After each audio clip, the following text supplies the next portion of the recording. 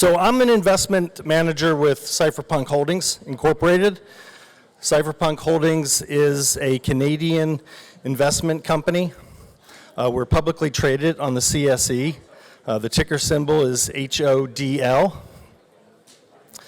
And our portfolio consists of a blend of cryptocurrencies, such as Bitcoin, privacy coins, such as Monero. And we also have equity holdings in privacy-related technology startups. We are one of the early-stage investors into Samurai Wallet, for instance, which is a privacy Bitcoin wallet. We will also be announcing several other investments before the end of the year. So check it out, HODL, Canadian Stock Exchange. Okay, people often ask me, what are the things that I fear the most about Bitcoin and the Bitcoin ecosystem? What keeps me up at night? Well, there's two main things that keep me up at night in this space. The first one is the price manipulation potential by governments and central banks. Governments have an unlimited supply of fiat. They can affect the price in the market the same way that the central banks and governments can affect the price of gold or silver, which I believe are also subject to this type of manipulation. That's a major fear. It's not really the technology or the protocol that worries me. It's the fear that we're going to see massive price manipulation from naked shorts on exchanges that are actually in jurisdictions that are controlled by nefarious state actors that can use their unlimited fiat power to influence the price, the way that we see it currently with commodities like gold. I don't think gold actually has a free market exchange rate anymore. I think that gold is easy to manipulate, and if the governments wanted to, they could easily suppress the price of gold. Now, the remedy for this is to have unlimited exchanges in multiple jurisdictions so that no exchange can fall under the control of a single state. Like you see the gold exchanges consolidating in New York. It's very easy to have the tail wag the dog when you can be in cahoots with the exchange that allow naked short selling. So that's the main thing I think that has the potential to disrupt Bitcoin and the ascent of Bitcoin. The other major thing that keeps me up at night, though, is Bitcoin privacy. And that's the topic of my talk today. Bitcoin privacy and Bitcoin fungibility. Fungibility refers in an economic sense to the theory of mutual substitution. So in other words, one Bitcoin equals one Bitcoin equals one Bitcoin. A Bitcoin is the same as any other Bitcoin. If I give you a half Bitcoin, that can be treated as a half Bitcoin in any other usage around the world. It's really a combination of millions of Satoshis. So there's no blacklisting, there's no serial numbers that are kept.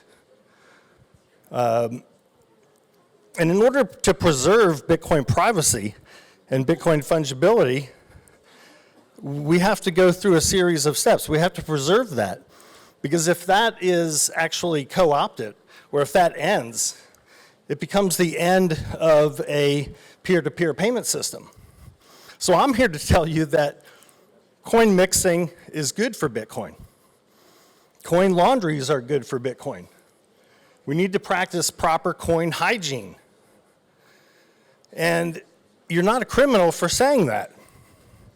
You're actually doing your part, you're doing your economic part for the peer-to-peer payment system. Because without that feature, it would collapse. You cannot have a peer-to-peer payment system without fungibility in the unit, in the commodity, because it would absolutely just break down. So it's necessary for its survival. It becomes an economic necessity to have coin mixing and coin laundries and coin hygiene. So you're not just doing it because you're protecting a certain group of maybe politically incorrect usages around the world, and your goal is to obfuscate and inhibit financial surveillance, that's just a nice side effect. But the real goal is the economics behind it, because you have to maintain fungibility. So when anybody ever asks you, why are you mixing, you can just say that I'm mixing to maintain the fungibility of the network. And you're doing your economic duty. And there's absolutely nothing wrong with that. Okay.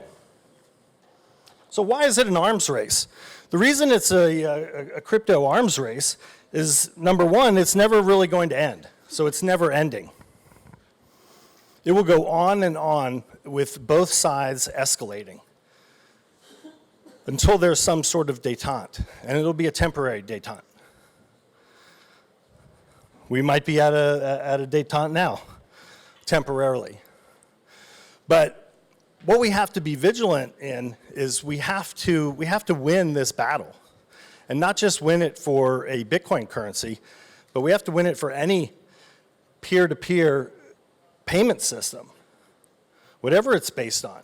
Because when you lose that, you lose the peer-to-peer system. You lose the ability that we have currently now to transact with cash. So ending it with Bitcoin would actually end the system.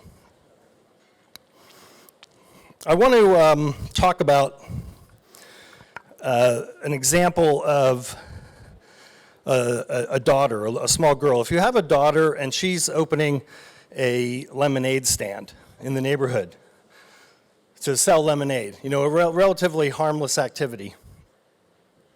People are coming over and they're spending money to purchase the lemonade. Well, if they're spending their money and they're involved in some other activities where they got the money. They might be in a neighborhood, or the mafia kingpin paid his kid's allowance, and they want to go and buy some lemonade. Well, that money eventually gets to your daughter who's selling the lemonade. Well, it's not fair if she can no longer take that currency, whether it's fiat or Bitcoin, and that becomes blacklisted when she goes to deposit it, or when she goes to another usage, maybe a larger merchant. So when you start a system of blacklisting, you force every single merchant and every single receiver to conduct their own level of compliance and KYC to make sure that what they're accepting is correct, and that's when the whole thing breaks down. You can start to see the inroads on that in the fiat system today, because governments around the world are starting to reduce the amount of allowable transactions that you can do in cash. I think now in Spain it's 2,000 euro. You're only allowed to purchase something as high as 2,000 euro with cash. Everything else has to be done with a wire transfer or credit card, some form of recorded transaction.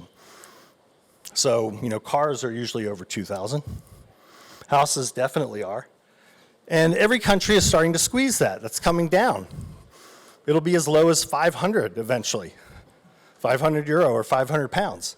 And when that happens, you won't have any more privacy. So Bitcoin is coming onto the stage at a very unique time in history, because the governments around the world are starting to squeeze the transactions that you're allowed to do in cash, and they want to take you to a cashless utopia. But if it's their brand, it'll be a cashless dystopia. It won't be a cashless utopia.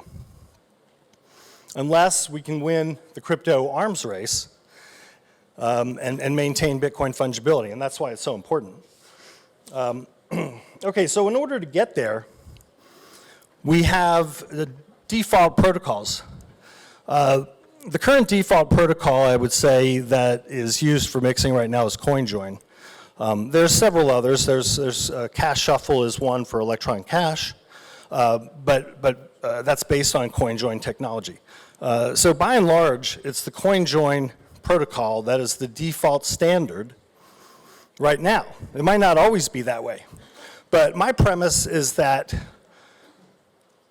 and we are looking at the companies in this space for Bitcoin privacy and for privacy wallets, is your wallet on your mobile phone or on your desktop will eventually have these mixing protocols by default. It'll be behind the scenes. It'll be standard issue that you get it. And when you get those, the mixing is going to be occurring behind the scenes. So it's going to be occurring without you even knowing about it. And when everyone mixes, no one mixes, because it's a much more difficult task to isolate someone from mixing when everyone is mixing. And this is the same thing with encrypted communications and encrypted email. If you only have a small set, like maybe 50, 5% or 10% that are encrypting or that are mixing, it's very easy to focus in on those, to that group. So the goal should be to get everyone to use coin mixing by default. And my prediction is that's what you'll start to see in the wallets in the future. Okay, I have some other predictions that I wanted to close with. One of them is related to privacy coins. So my prediction in this space is that there won't be a need for privacy coins if the Bitcoin wallets and the Bitcoin protocols can be adopted and deployed, making the need for the specific privacy coins irrelevant. Now, it's not known if that will happen yet, but that's what the trend would be. So we're seeing an interim step with specific privacy coins, such as Monero and Dash and others, Zcash. They may not be necessary if we can achieve fungibility, mixing, and privacy by default throughout the Bitcoin ecosystem. The next prediction that I have in the space is related to the blacklisting. Because one of the things that's becoming quite popular now in the exchange space for Bitcoin is exchanges are starting to look 5 hops back and 5 hops forward for the types of transactions that you do. That means that they're looking at where your Bitcoin and cryptocurrency came from 5 transactions before, and they're looking at what you do with it 5 after. So part of the arms race is to then mix, you do 6 hops or you do 7 hops. This is why it's an escalation. But if you continue to do that and you devolve into a system of blacklisting, you're really going to have jurisdictions that are considered no man's land. And Bitcoin and Bitcoin trading will see that as damage, and they'll route around those damaged jurisdictions. So ultimately, what you'll end up with is the only countries, the last country to accept Bitcoin, and that does, or the last country that bans Bitcoin, I should say, will be just like the last country in the world that bans Uber. They will be considered the most backwards country, and they will be the last one to actually adopt to everything. So remember, mix your coins, mix often, and practice safe coin hygiene. Thanks very much. Thank you very much, John. Much appreciated.